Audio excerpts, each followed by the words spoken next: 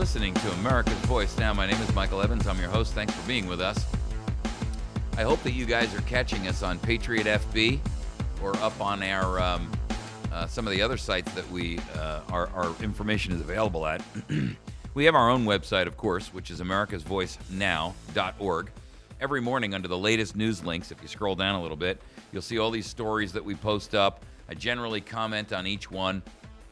I try to incite you to think a little bit uniquely or differently about it so that you either read between the lines or catch what they left off, which is generally more important than what they actually told you. And we not only post them there, but we post them up on Patriot FB and patriotfb.com. It's a great website. There are other sites that we're available on, including the Citizens Action Network. I encourage you to go there and participate with those folks. And then also the constitutionclub.ning.com. Constitution Club is another website where lots and thousands of patriots congregate. And they have a unique feature, which is a little microsite for every county in the country, so you can find your county. And then if there are others there who are participating, you can work with them. If not, you can lead others to that in your community and create like a centralized community site where you guys can interact with other local folk in your area who, for all intents and purposes, you may not even have known existed. I think it's a great opportunity for Americans to organize and create and work together to accomplish a goal of the restoration of our country back to some semblance of the rule of law. And folks, we're so far off of it at this point. You know, if you can forget the old adage of you're not in the same ballpark. We're not even in the same, on the same planet. Our segment in this portion here is going to talk about Sebelius declaring herself and refusing to testify before a Senate Appropriations Subcommittee. Now, I don't know who the heck Kathleen Sebelius thinks she is, but you don't have the right to refuse to testify in either a court hearing or under a subpoena from Congress or anybody else, especially when you were the person responsible for the debacle that's known as Obamacare. I mean, she's now literally stating that she is refusing to testify before the Senate Appropriations Committee on Labor, Health, and Human Services, Education, related agencies. Now, I got to tell you something. If this was you, Joe Citizen, Jane Citizen, you'd be sitting in prison while every day they showed up at your bars and said, "You going to testify today?" And you'd say, "Nope, not today." And they'd say, "Okay, breakfast will be here later." And that's it. There you'd sit, waiting. Every day they'd come by and say, "Ready to testify today?" That's what would happen, ladies and gentlemen. You see, you'd be held in contempt, and you would be imprisoned until you did testify, especially if you were testifying about your personal and collective and positioning abuse of power. I mean, this woman wields an incredible amount, or wielded an incredible amount of power. She was the person responsible for modifying 1/6 of our economy. She was the person who said, well, we have, 30, the numbers vary between 30 and 40 million. I've heard both. If you're talking to the liberals, they say 40 million were uninsured. If you're talking to somebody on the conservative side, they say 30 million. It doesn't even matter. The truth of the matter is, let's just call it, I don't care what you call it, but let's call it 35 million and we'll split the difference because they're both liars anyhow. The truth of the matter is, they said to us that there's 35 million uninsured, and the whole purpose of Obamacare is to insure those because no American should ever go bankrupt. What a crock of crap. You know how I know that? Because the Government Accountability Office the other day came out and said, and the Congressional Budget Office came out, both of them came out and said, well, after 10 years of this, forcing people at gunpoint to buy insurance and stripping, hundreds of millions of Americans of the insurance they have to force them to buy something else they don't want after lies by the president and every member of the administration, we're still going to have the same number of uninsured. In fact, maybe more than we had before it started. So exactly what was the point? I mean, if we were going to start out with 35 million uninsured and we're going to end up with 37 million uninsured 10 years from now, I got to ask you, what was the point? That just proves that the point never was about creating an insurance pool for people. What it really was about is gaining control over you, gaining control over your information, gaining control over your money, gaining control over your health records, gaining control over your health care.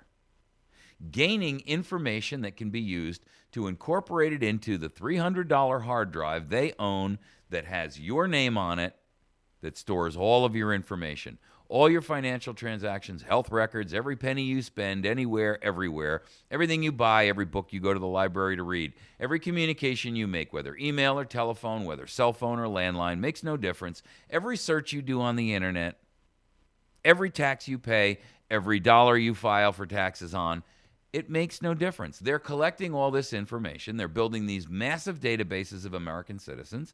They're incorporating into that your facial recognition, your biometric information. If you're stupid enough to stand up there and take a retina scan or a vein scan or a fingerprint, they're throwing those in the file. Don't you get it, ladies and gentlemen? They're building a dossier and a database on every American. People like Stalin, people like Pol Pot, people like Mao, people like Adolf Hitler, people like Goebbels, and these people would have had a field day with a system like this where they could have had a monitoring mechanism to keep tabs and records on every American. That's what this is all about. It has nothing to do with anything else.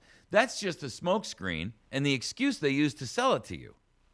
Well, we'll pull on their sympathy strings and we'll get them to agree that, yes, those little children shouldn't be without health insurance. But you were used. You were used. Your sympathetic streak was used. I'm not saying that it's not even a legitimate sympathetic streak. We shouldn't want children walking around without health insurance so that when one of them gets, some kind of a leukemia or something, we can't treat them. But I got to tell you, the way to do it is not by holding everybody else at the point of a gun and shaking them down. That's what it is. It's a shakedown. When I grew up as a kid, if you were in business and you lived in the wrong community or you lived in an urban environment in the East Coast, oftentimes somebody would come into your shop and they'd say, "Hey, we're shaking you down." A shakedown is a protection racket, which is, by the way, what all insurance is, but especially it's government insurance when it's done at the point of a gun. A shakedown is bad enough. A shakedown at the point of a gun is no longer a shakedown. Now it's a robbery. And in this case, the robber is not only telling you, oh, and by the way, we're going to keep your driver's license so that if you spill the beans on us, we know where to come and kill you. But in addition to that, we're going to take all these papers that you had in your briefcase, because we're going to take that too. And that's got all your health records and it's got your taxes in there, and we're going to make sure we keep all this stuff. Unbelievable. And America stands by and says, well, they're just doing it because they have these altruistic ulterior motives to make sure that everybody's covered properly. It's only fair.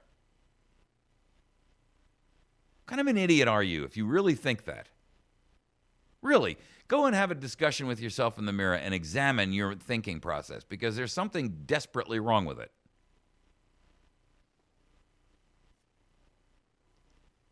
Sebelius sits here, and she announced her resignation 3 weeks ago, April 10th or 11th. Right after, by the way, she said she wasn't going to resign, which means that, the White House was lying to her too, right? Don't worry, you're safe here, And the minute the April 1st enrollment date passed, they were like, all right, what do we got to do to get her out of here? Man, she is a millstone around our neck. Every time she shows her face, the screens melt down. That's what it was. You think they didn't play her too towards the end? Because this administration, and all administrations, by the way, this is not limited just to Barack and Hussein Obama. This is George the Traitor Bush and Bill the Traitor Clinton and George the Traitor Bush before George Bush the Traitor 2. The list just goes back and on. Even Reagan was a traitor. I'm like, God, you can't say that about Ronald Reagan. Yes, I can. I can say that about anybody I want. Ronald Reagan had every member of his cabinet was a member of the Council on Foreign Relations. That's called critical thinking, ladies and gentlemen, and acknowledging truth and not drinking the ideological Kool-Aid. Stop fooling yourself. Ronald Reagan was no savior to the United States. He may have had some good ideas, and he may have implemented some things that benefited us. But he was just as involved in the enslavement of America and all the secrets of what had gone on from presidents before him as every one of them that ran in the last list I gave you from Bush Sr. onward. Don't blow smoke at us. Really. I saw a guy, I took one of my YouTube videos the other day, and he put a comment out there. He said, so I suspect that since you're going to throw Barack Obama under the bus for whatever it was I threw him under the bus for, that you're going to acknowledge that Clinton or that Bush was a traitor and that there was no WMD. And you know what my response was? Obviously, you've never watched any of my shows because I am equally against all of them. I don't think either party has supported this country. Both parties are traitors. They've both sold us out, betrayed everything that we entrusted them with, and that they are all actively working against our best interest. Hello? So some knuckle-dragging idiot watches one video and then says, this guy's a partisan. Really? What an idiot. You see, I don't have a bias. I hate all politicians equally, universally. I am happy to redistribute the blame amongst all of them. I believe in redistribution only for the purposes of apportioning blame in this case. How's that? Because every one of them is responsible. Everyone who won't stand up and speak and preserve us and save us is responsible. Every congressman who won't come out and say, I'm going to do a press release, I'm calling a press conference, and I want the heads of every major news organization there. And then stand up there and say, by the end of today, I'm going to need executive protection. My name is Congressman so-and-so, and I'm here to expose treason. That's what should happen. There's 535 of them up there. None of them have the courage, the dedication, the honesty, the integrity to do that. They all know what the treason is. Don't tell me you don't think that they don't get filled in on what's going on. Don't tell me that they couldn't stand up there and say, ladies and gentlemen, everything that this body of Congress does behind me is unconstitutional. Not a thing that they do has constitutional authority, permission, or authenticity. These people, my co-elected alleged representatives, have been privy to knowledge and information that should have them charged with treason and hung from the nearest yardarm.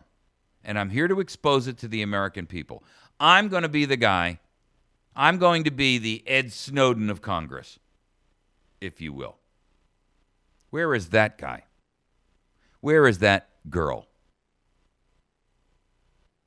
Where are you? There's 535 of you up there. Does not one of you have courage and honor and integrity? Is not one of you willing to stand up and say, I'm pledging my life, my fortune, and my sacred honor? No fancy double talk, no political double speak, just truth.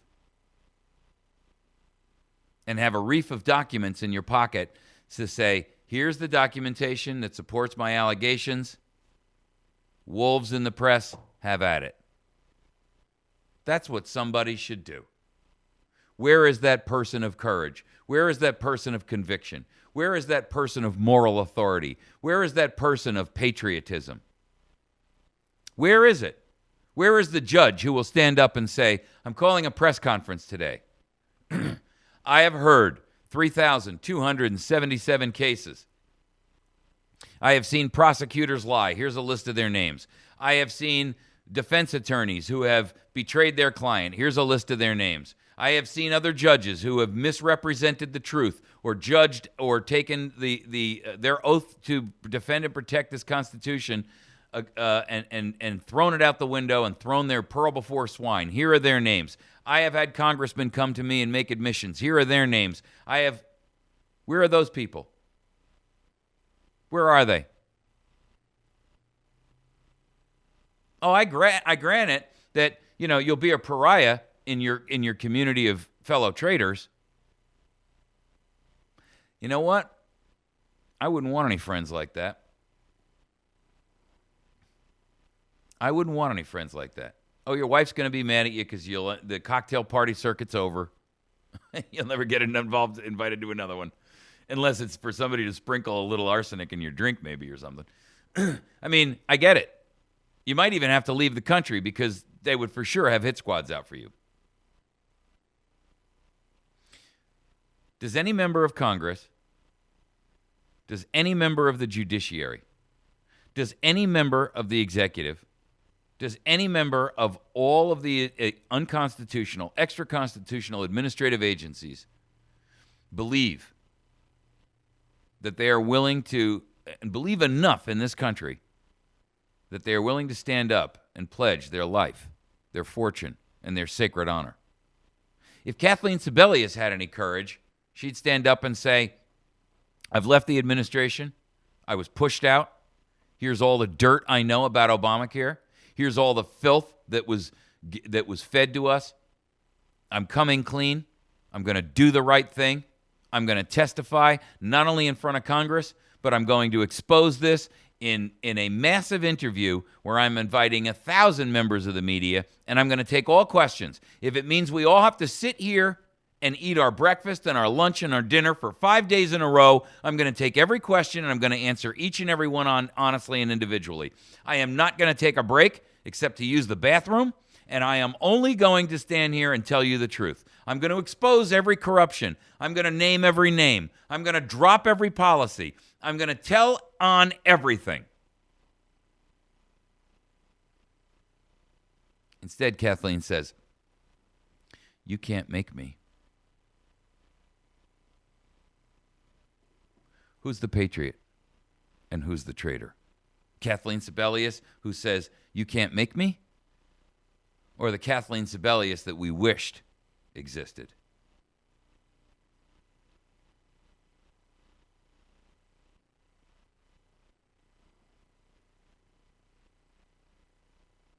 One of the aides came out and said, it appears that Secretary Sebelius has unilaterally decided that she is no longer accountable to Congress. The truth is, she should be sitting behind bars in an orange jumpsuit with nothing but bread and water. Not even a comb for her fancy hair. No hairspray, no mousse, no makeup.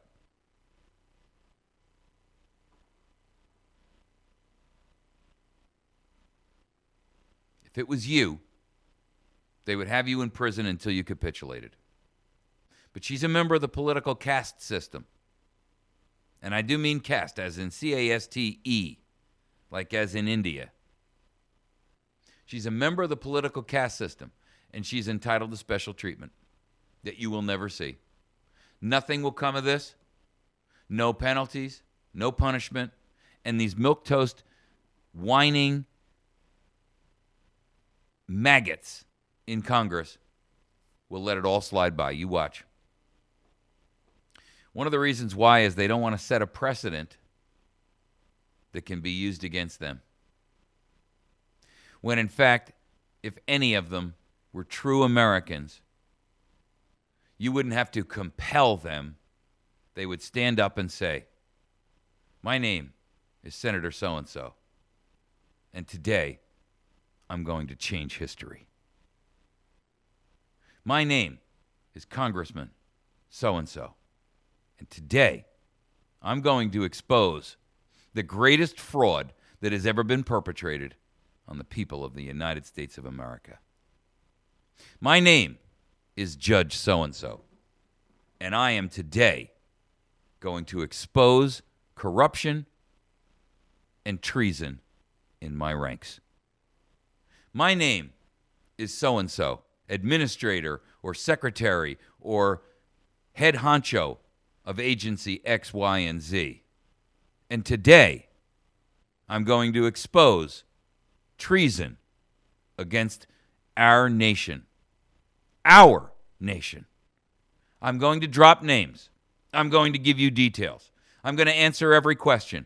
I'm going to let the chips fall where they may. And I will not rest, and I may be dead, but I will die with the knowledge that I did the right thing by my countrymen. Where are you?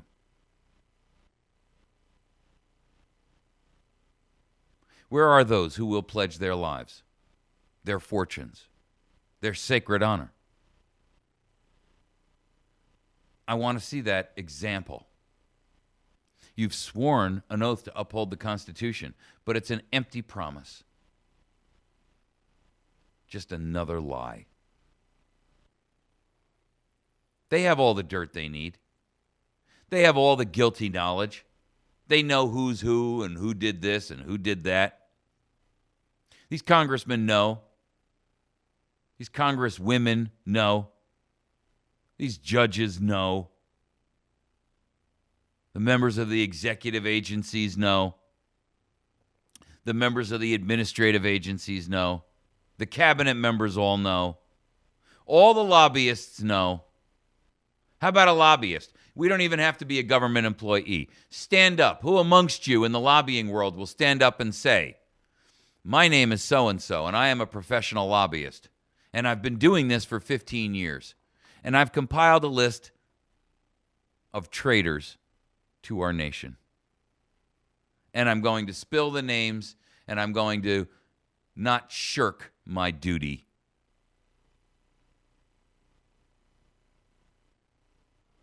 I've given money to this congressman and that congressman. I've bribed this one. I slipped a paper bag full of cash to that one. Where are you? Or is it just us peons? Are you so worried about losing your $780 or your $2.6 million McMansion? Maybe your wife will leave. Maybe you'll lose your BMW.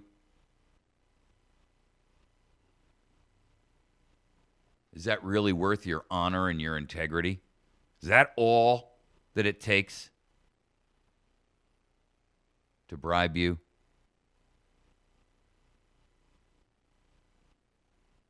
Is that all your honor is worth?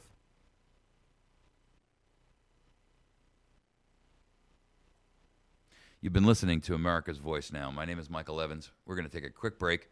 Before we do, please make sure that you support our sponsors. The number of folks that you need to know about. First is Battery Station. They are located here in West Plains, where I am. They have an outstanding company that works on a national basis all the way across the country. They ship batteries and flashlights and gear and tactical gear and all kinds of things all over the nation. You can find them by going to their website at batterystation.com. You can call them at 417-257-7799. There's a lot of information and products that's not on their website. I encourage you to find them. Make sure that you swing by our friends in Pizza Hut. Pizza Hut supports this program. There's a specific Pizza Hut here in the town where I am located that makes sure that they advertise every month with us. If you have an opportunity to visit with them, please make sure that you do so. They're located on Porter Wagoner Boulevard, and every Tuesday and Thursday they have reduced lunch, and every Tuesday night kids under 12 eat free. Make sure that you contact the law offices of Jason Henry if you are in a legal bind of some sort. He handles both state of Missouri cases as well as federal cases, and specializes in firearms legislation and firearms regulation. So if you have a 922 or you've been accused of unlawful possession of a firearm or anything along those lines, that's an area of specialty for him. You can get a hold of him at 417-256-4100. He also has individuals within the company that handle things like child custody, and all the normal stuff. They also handle regular criminal cases, DUIs, and the like. 417-256-4100. Make sure you get a chance to swing by Wits End Classic Barbershop if you're in town. They have the best haircuts you can get for $10. They cut my hair. And while you're there, you can swing into the Patriot Cigar and Tobacco Shop. They ship around the country as well. Best place you can find for cigars, tobacco, and all kinds of accessories, 417-257-1776. We'll be back in just a moment. You're listening to America's Voice Now.